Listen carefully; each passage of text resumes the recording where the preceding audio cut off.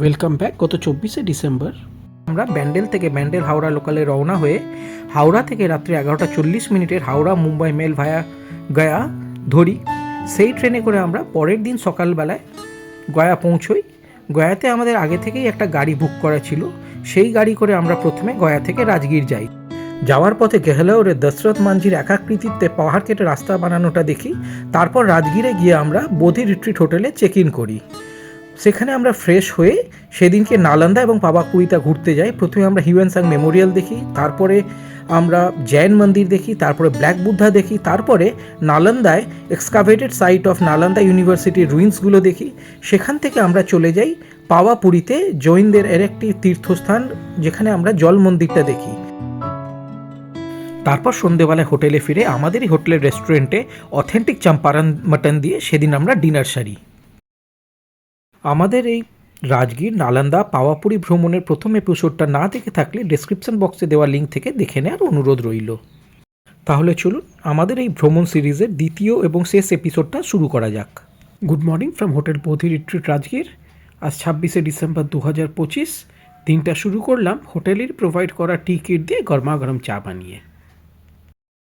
Complimentary ব্রেকফাস্টে ছিল কড়াইশুটির কচুরি, ছাতুর পরোটা, আলু কাবলি ছোলার তরকারি, ডালিয়া, উপমা, দই আচার, toasted bread with butter oblique jam, tea coffee, কিছু কাট ফ্রুটস এবং ফ্রুট জুস। আমাদের বেরোতে একটু দেরি হয়ে গেল, 9:30 বাজে। 10টায় আমাদের রোপওয়ে রাইড বুক করা আছে। চলো সব তাড়াতাড়ি গাড়িতে ওঠো।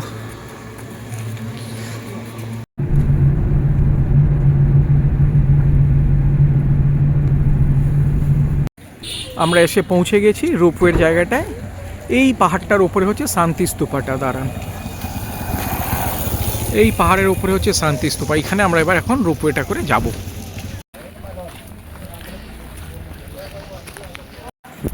রোপওয়ের টিকিট কাউন্টারটা বাঁ দিকে আর শান্তি স্তূপ ডান দিকে। আমরা তো রোপওয়ে করেই যাব, আমাদের অনলাইনে টিকিট কাটা আছে আগে থেকে। চলুন দেখি কোন দিকে যেতে হয়। এদিকেই বোধহয়, দেখো তো না কোন দিকে। ওই যে ওইখানে টিকিট কাউন্টার, গৃধকুট ভবন।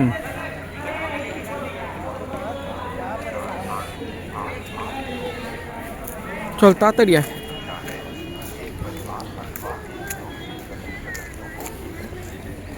দেখি টিকিট কাউন্টারে গিয়ে জিজ্ঞেস করি আমাদের কী করতে হবে, কোনো এন্ডোর্স করতে হবে না এইটাতেই হয়ে যাবে, দেখা যাক। ও আমি না বুঝতে পারি না, আমাদের যেহেতু অনলাইন টিকিট কাটা আছে আমাদের আলাদা করে আর এখানে কিছু করতে হবে না। ওই গৃধকুট ভবন যেটা দেখালাম ওইখানে ডাইরেক্ট চলে যেতে হবে, ওখান থেকেই রোপের এন্ট্রিটা হবে। এই গৃধকুট ভবন, এইখান থেকে রোপের এন্ট্রিটা হবে।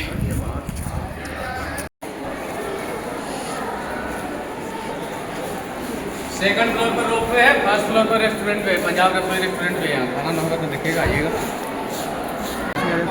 এইখান দিয়ে আমরা রোপওয়েতে যাব। আর ওই ওপরে হচ্ছে শান্তি স্তূপা আছে,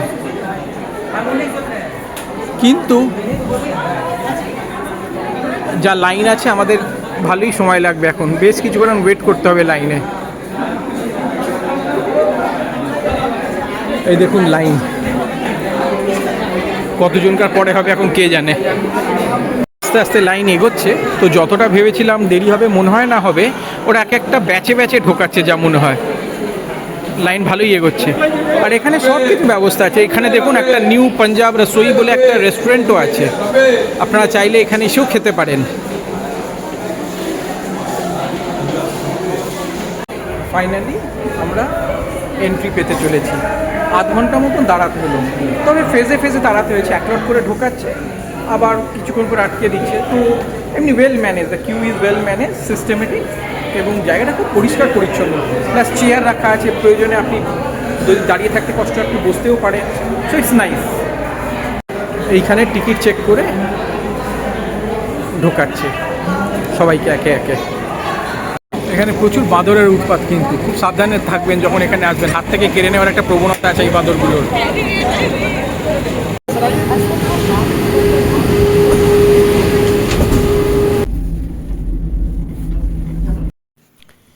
এবার আমরা চললাম রত্নগিরি পাহাড়ের ওপর বিশ্ব শান্তি স্তূপা দর্শনে।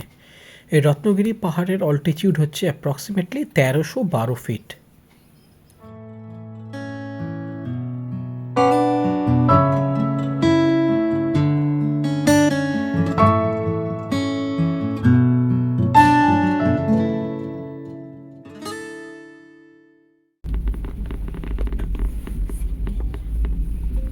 পাশের লাইনে আগেকার রোপওয়েটা দেখা যাচ্ছে, চেয়ার লিফটগুলো। এটা এখন আর অপারেটিভ নেই। আছে কিনা জানি না, এই মুহূর্তে নেই।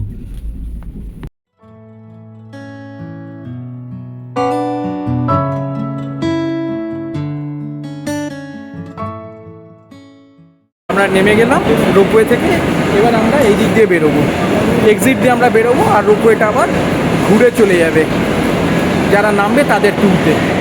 এই রোপওয়েটা বেরিয়ে যাচ্ছে, আর এবার আমরা এই দিক দিয়ে যাব।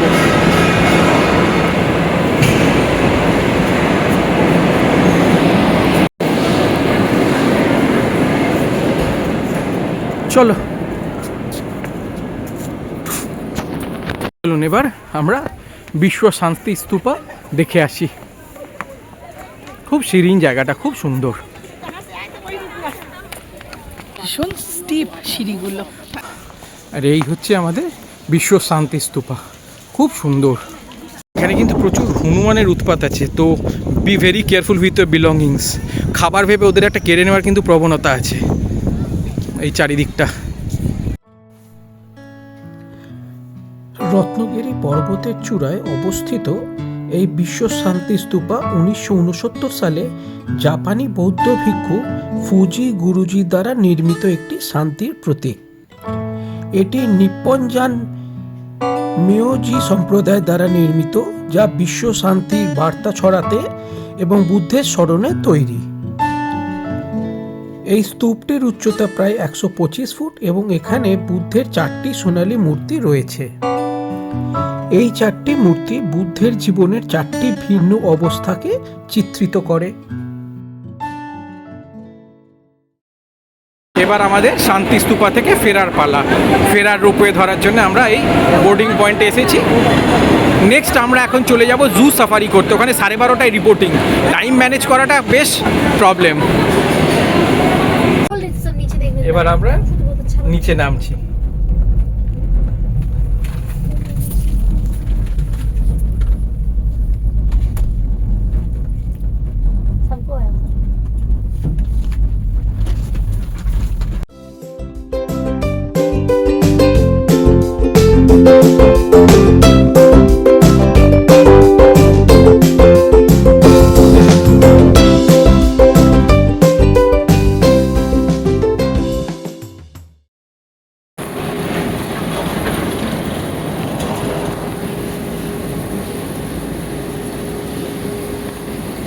এইগুলো হচ্ছে আপনার আগেকার সেই চেয়ার রোপওয়েগুলো, আপাতত বন্ধ আছে। এগুলো আরও অ্যাডভেঞ্চারিয়াস।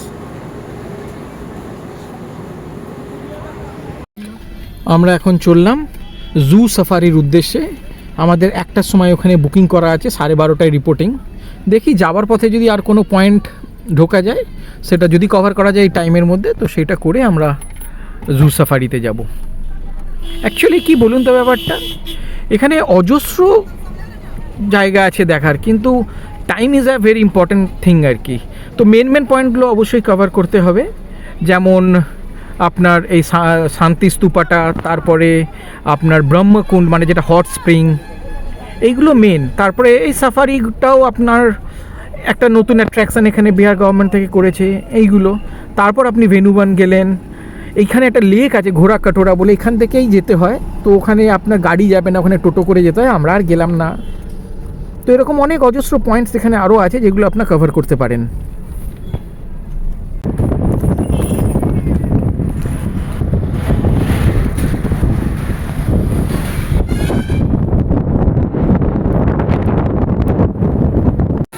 যাওয়ার পথে পড়লো আমাদের উদয়গিরি পর্বত আর chariot field mark and shell characters. Shell character মানে হচ্ছে শঙ্খলিপি। তো চলুন ওইটা আমরা দেখে তারপরে সাফারির দিকে এগোবো। খুব ভালো করে যদি লক্ষ্য করেন দেখবেন যে দুই দিকে দুটো চাকা চলে যাওয়ার একটা মানে কি বলবো দাগ আছে, এটাকেই বলছে চ্যারিয়েট মার্ক আর কি। ঠিক করে দেখুন, আর এগুলো কিন্তু পুরো পাথর, বহুদিনকার পাথর। কথিত আছে যে মগধের রাজা জরাসন্ধের সাথে পঞ্চপাণ্ডবের ভীমের যুদ্ধ এই স্থানে হয়েছিল। শক্তিশালী জরাসন্ধকে ভীম যখন পরাজিত করতে পারছেন না এবং এই যুদ্ধ কন্টিনিউ করছে, তখন এই স্থানের পিছনে অবস্থিত উদয়গিরি পাহাড় থেকে শ্রীকৃষ্ণ তার রথে নেমে আসেন এবং তার কৌশলেই ভীম জরাসন্ধকে পরাজিত করতে সফল হন। এই যে রথের চাকার যে দাগ, এইটা ধরা হয় ওই শ্রীকৃষ্ণেরই রথের চাকার দাগ। তো আসুন এখানকার একজন স্থানীয় বয়োজ্যেষ্ঠ বাসিন্দার মুখে এই গল্পটা শুনি। आप बोलिए। ये हो गया कृष्ण भगवान का रथ चक्रधार। इसी में मल युद्ध हुआ था जलाशय में भीम ने ददो, उन्हीं के आगे पैर का निशान है, घुटना का निशान है ददो। संक लिपि महाभारत का कि यहाँ तक कोई पढ़ा नहीं। ये लिपि जो कोई पढ़ेगा तो कि तो सोन भंडार का दरवाज़ा खुलेगा। आगे पैर का निशान है, घुटना का निशान। चलिए। हाँ हाँ এইগুলো বলছেন যে এগুলো মহাভারতের শঙ্খলিপি। এইগুলো মানে এই স্ক্রিপ্টগুলো মানে এই কোডেড ইয়েগুলো কিন্তু বোধহয় এখন কেউ বুঝতে পারবে না কি আছে অ্যাকচুয়ালি। ये लिपि जो कोई पढ़ेगा तो कि तो सोन भंडार का दरवाज़ा खुलेगा ददो। ये देखिए पैर का निशान जलासेन का, जलासेन का ददो कि तो 10,000 हाथी का ताकत है सर। इसी में लड़ाई लड़ा था 18 दिन, और उस समय भगवान का शक्ति से पत्थर सब की तो कीचड़ हो गया था, कादू टाइप, बाद में पत्थर हो। देखिए पैर का निशान दे दो, देखिए पैर का निशान दे दो, देखो पैर का निशान दे दो। लड़ाई लड़ा था 18 दिन, सब पैर का निशान, घुटने का निशान दे। पैर का निशान हो गया, हाथ का होने का निशान दे दो। कुनुई। इसी जगह मल युद्ध किया था जलाशय भीम दे दो। देखो उनका घुटने का निशान, घुटने का निशान, पैर का निशान, देखो पैर का निशान दे दो। एगो इधर से दे दो, एगो इधर से दे दो, पूरा नहीं पूरा आगे कृष्ण भगवान का चरण का निशान। कृष्ण और पा। इसी के नाम हो गया उदयगिरी पर्वत बोलता था। तो हुए की तो छिप गया था कृष्ण भगवान। जब 18 दिन दोनों का बीत गया लड़ते लड़ते, थाया थाया हो गया दो, तो हुए से इशारा दिया भीम कहा कि ऐसे नहीं मराएगा दो। एक लकड़ी तोड़िए, लकड़ी का फाड़िए, उसकी बाद जांग पकड़ का चीरिए, एक दायां एक बायां करके फेंकिएगा दो, तब मरेगा, ऐसे नहीं मरेगा दो। बारम्बार की तो फाड़ फाड़ का भीम बिकता था दो, तो आके टूट जाते हैं। जब फाड़ का बिगड़ते हैं तो आके टूट जाते हैं। तो वह बोला कि एक दायां फेंकिए, एक बायां फेंकिएगा, तब नहीं बिका। बोलिए कृष्ण भगवान की জয় बोलिए कृष्ण भगवान की জয়। নেক্সট আমাদের যাওয়ার পথে পড়ে গেল বিম্বিসার জেল। আমরা এখন বিম্বিসার জেলটাও কুইকলি একবার দেখে সাফারির দিকে এগিয়ে যাব। এখানে বিম্বিসার জেলের হিস্ট্রিটা লেখা আছে, আমি জাস্ট একটু রেকর্ড করে রাখছি, আপনারা পজ করে এটা পড়ে নিতে পারেন। ইতিহাস বলছে যে this is the place which will remind us of an unfortunate father who was ইমপ্রিজনড at the hands of his own Son. Bimbisar jail is the prison where King Bimbisar was kept by his son Ajatasattu so that he can enjoy the privilege to be on the throne. তো চলুন এবার বিম্বিসার জেলটা একবার আমরা quickly দেখে আসি।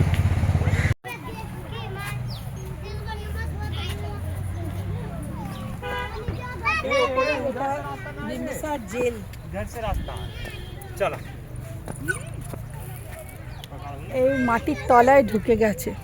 Bimbisara jail হচ্ছে এই প্রাঙ্গণটা, কিন্তু ওটা এখন এখানে যিনারা আছেন ওনারা বলছেন যে মাটির তলায় আর কি, এই জায়গাটায় বিম্বিসার জেল আর কি, এর তলায় আর কি রাদার, এটা এক্সকাভেট করা সম্ভব হয়ে ওঠেনি। ফাইনালি আমরা এসে পৌঁছলাম রাজগীর জু সাফারি প্রাঙ্গণে।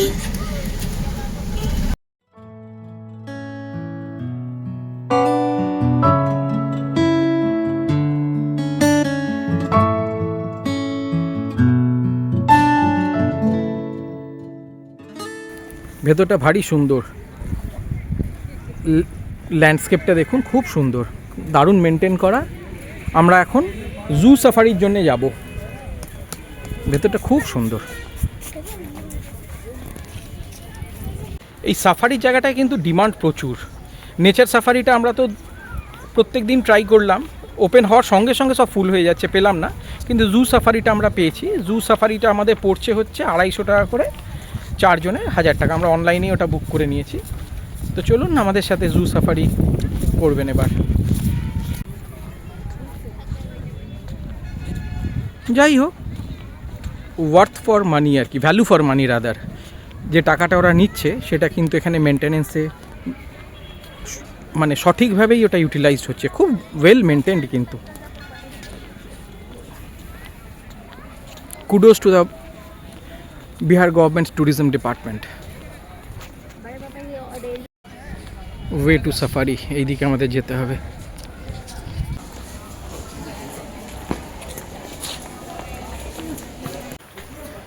বেশ এক্সাইটেড লাগছে, কিন্তু একটা বাসের মধ্যে আমরা যাব আর জন্তু জানোয়ার ছাড়া থাকবে। আমরা বাঘ সিংহ দেখবো না বাঘ সিংহ আমাদের দেখবে জানি না। যাই হোক, বেশ এক্সাইটেড লাগছে। বহুদিন বাদে একটা সাফারি করছি। লাস্ট বোধহয় আমরা সাফারি করেছিলাম এইরকম নন্দনকাননে, ভুবনেশ্বর থেকে যেতে হয়। এই জায়গাটা কিন্তু বেশ সুন্দর, বেশ ইমপ্রেস করেছে আমাদেরকে। খুব পরিষ্কার পরিচ্ছন্ন, ভেরি ওয়েল মেনটেন, খুব সুন্দর।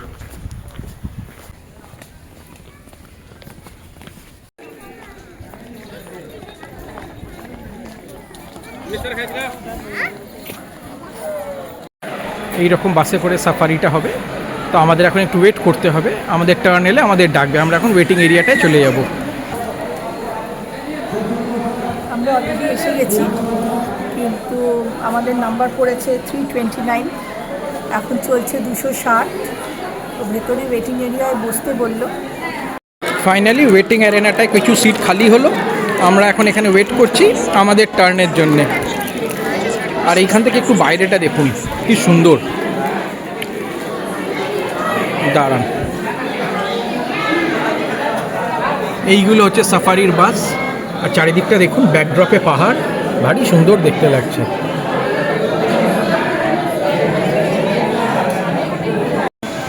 আমাদের টার্ন এসে গেছে, তো চলুন সাফারির বাসে ওঠা যাক।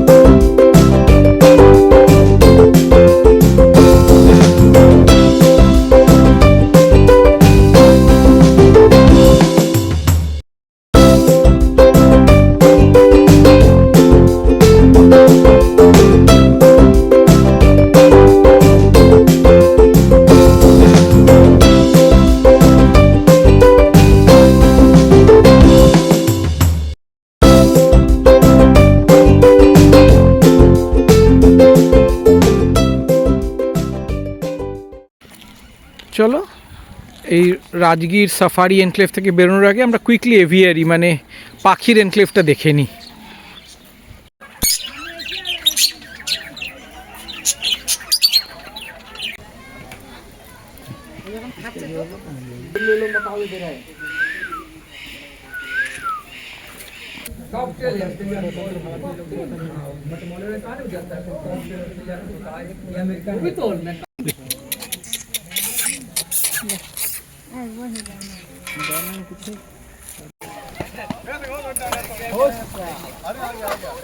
আমরা বেরিয়ে গেলাম সাফারি করে, খুব সুন্দর এনজয় করলাম জায়গাটা।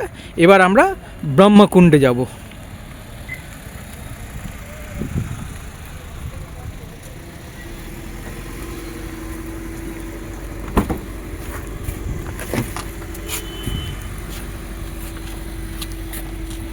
আপনাদের হাতে সময় থাকলে এই গুরুদ্বারাটাও আপনারা এখানে একবার দেখে আসতে পারেন, খুব সুন্দর গুরুদ্বারাটা।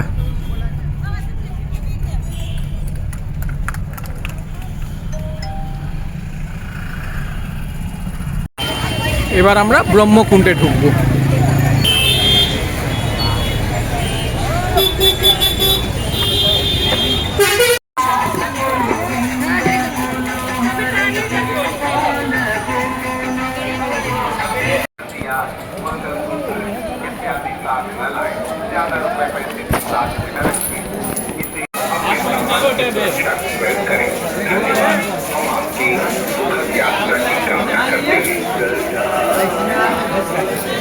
ব্রহ্মকুণ্ডের এই উষ্ণ প্রসবনের জলে আপনি চাইলে স্নানও করতে পারেন, এটাকে ভীষণ পবিত্র ধরা হয়। আমরা চলে এলাম আমাদের পরের দ্রষ্টব্য স্থান বেনুবান দেখতে। ঢুকতে এন্ট্রি টিকিট আছে, অ্যাডাল্টদের 20 টাকা, কিন্তু এখানে মেয়েরও 20 টাকাই পড়লো, তো আমাদের 4 জনকার 80 টাকা পড়লো। বেনুবান কমপ্লেক্সে আমরা ঢুকে গেছি। এখানে একটা বুদ্ধা টেম্পল আছে, ফার্স্ট একবার কুইকলি গিয়ে বুদ্ধা টেম্পলটা দেখে আসি। এই বুদ্ধা টেম্পল, গৌতম বুদ্ধর একটা স্ট্যাচু আছে এখানে।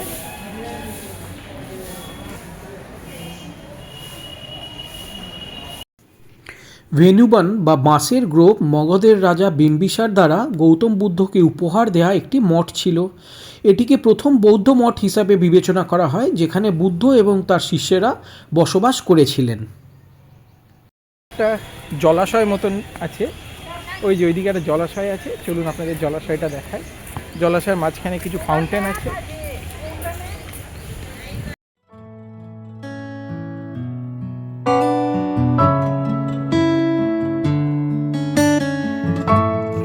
এই ভেনুবানটাকে খুব সুন্দরভাবে মেনটেন করা হয়েছে।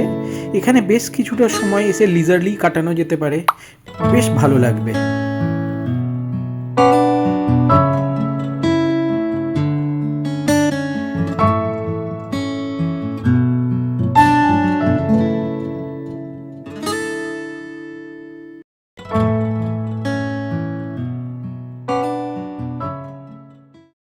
ঘুরি অনেক হলো, এবার বিহারের অথেন্টিক লিট্টি খাই। ব্যান্ডেলে তো আমরা লিট্টি অনেক খাই, এবার দেখি এখানকার লিট্টিটা খেয়ে কেমন।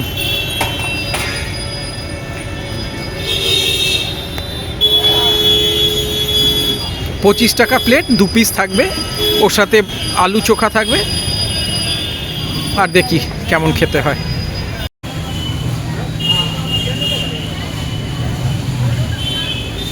ভালো খেতে। কালকে চম্পারন মাটন খাওয়া হলো, আজকে বিহারের অথেন্টিক খাবার যেটা লিট্টি খাওয়া হলো। এবার আমাদের রাজগীর ভ্রমণটা পূর্ণ হলো। লিট্টি চোখা হচ্ছে বিহারের একদম মানে পেটেন্ট ফুড। এই এতক্ষণে রাজগীর ভ্রমণটা আমাদের পরিপূর্ণ হলো। আমরা আজকের আমাদের শেষ ডেস্টিনেশন জাপানিজ টেম্পলে চলে এসেছি। এই জাপানিজ টেম্পলটা দেখে এবার আমরা বখতিয়ারপুরের জন্য রওনা দেব। 8:50 আমাদের ট্রেন বখতিয়ারপুর থেকে। অ্যাপ্রক্সিমেটলি ঘন্টা 2 লাগে এখান থেকে বখতিয়ারপুর যেতে, কিন্তু দেরি করব না। একবার আমরা ভীষণ ভুগেছিলাম, প্রায় আমাদের ট্রেন মিস হতে হতে মানে বেঁচে গেছিলাম আর কি, এরকম একটা পরিস্থিতিতে। তো চলুন এবার জাপানিজ টেম্পলটা দেখে আসি।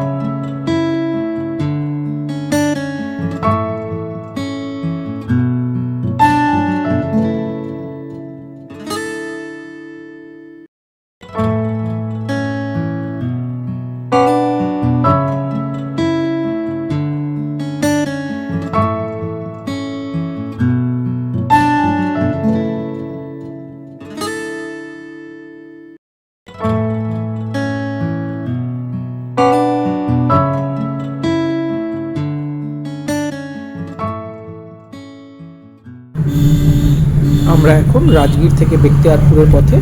বেখতিয়ারপুর থেকে আমাদের রিজার্ভেশন করা আছে আরা কলকাতা গরিব রথ এক্সপ্রেসে, AC 3 টায়ার ইকোনমি ক্লাসে, মানে ওই একই ক্লাস আছে গরিব রথ এক্সপ্রেসে। এই টিকিটটা আমরা গতকাল রাজগীরে পৌঁছানোর পর তৎকালে কেটেছিলাম। তো যাই হোক, we were lucky enough, mobile থেকেই কিন্তু আমরা তৎকালে টিকিটটা বুক করতে সক্ষম হয়েছিলাম। ভালো চালু।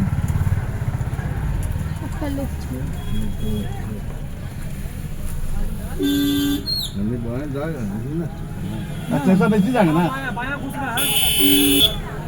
এখানে আমরা দেখবো, হ্যাঁ আমার সাপা ইকুনা এই নিষিদ্ধ করবো। আমরা বেখতিয়ারপুর স্টেশন পৌঁছে গেলাম। স্টেশনে ঢোকার অ্যাপ্রোচ রোডটা কিন্তু বেশ জমজমাটি, গম করছে একবারে। নানান রকম ফুড স্টলে, মিষ্টির দোকান, স্ন্যাক্সের দোকান, লিট্টির দোকান, রোলের দোকান, সব কিছুই আছে দেখছি এখানটা। ছোটা স্টেশন। আমরা বেশ খানিকটা আগেই স্টেশনে পৌঁছে গিয়েছি, আমাদের হাতে খানিকটা সময় আছে, তো এখানকার লোকাল ফুড স্টলগুলো একটু এক্সপ্লোর করবো এখন। এটা বিহারের লাইয়ের মিষ্টি, আর এটাও ফেমাস अनारसा মিষ্টি। দেখি খেয়ে দেখি।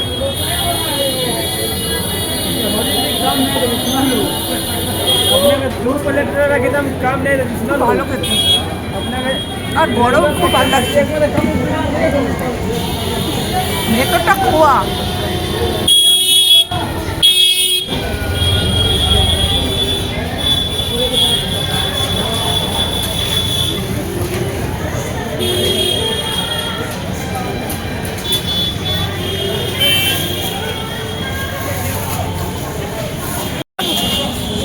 খোয়া দেওয়া লাইটা বেশ, ছোটো এলাচ দেওয়া, খেতে বেশ ভালোই লাগছে, কিন্তু নরম নরম।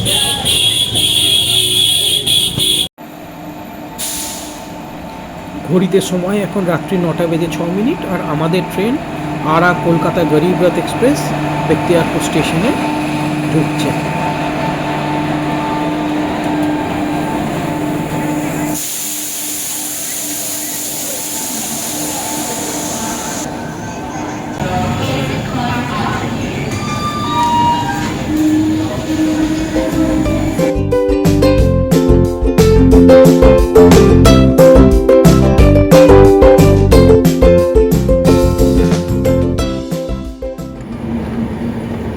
Good morning.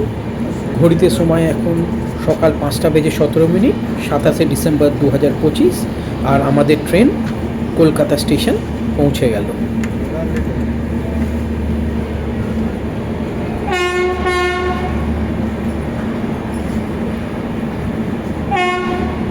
তো এই ছিল আমাদের ছোট্ট দুদিনের বছরের শেষে রাজগীর ভ্রমণের কাহিনী। আশা করি আপনারা এটা এনজয় করেছেন।